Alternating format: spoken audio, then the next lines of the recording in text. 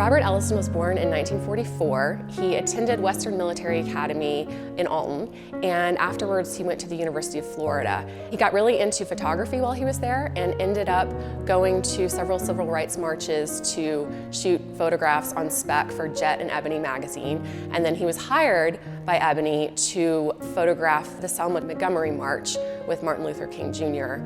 And Robert Ellison left for Vietnam, much to the dismay of his family. He wanted to make sure that he was giving American people the real story about what was happening in the war over there. He tried to make sure that he was taking photographs of the soldiers, of civilians, of what life was really like in Vietnam.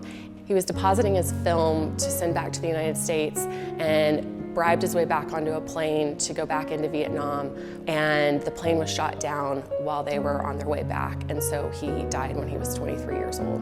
One of the most amazing things about Robert Ellison's work is that he was one man taking photographs of several major events in the 1960s. And this is someone who was the age of the people that were being affected by things like the draft.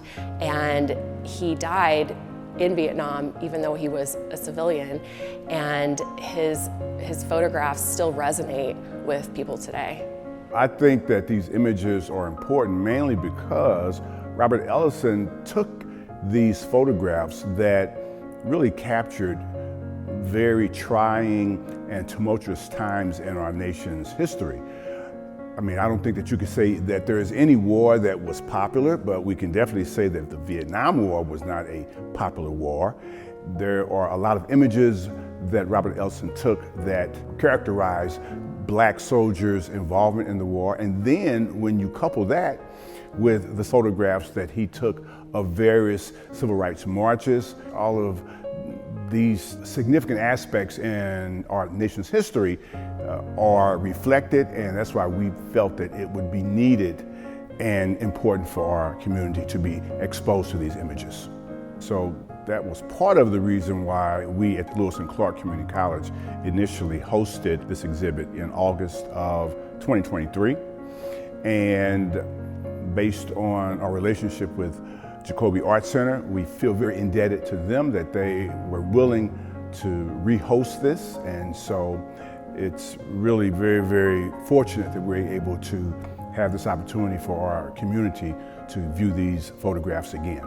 One of my favorite things about this exhibit is that a lot of the people portrayed in the photographs could still be alive today. Some would still be alive if it weren't for the violence happening in Vietnam and in America during that time period. And many of the people who are in these photographs have relatives that are still alive or people that these photographs are meaningful to. So you're able to view this with people that experienced it directly or indirectly at that time period. People that are younger need to understand that these are learning moments.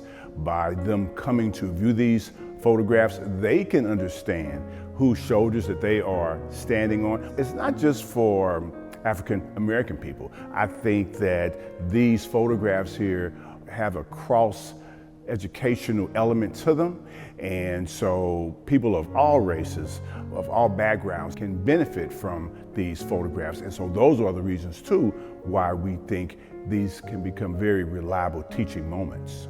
We hope that you're able to come out and see this exhibit and that it is as meaningful to you as it has been to us working on it.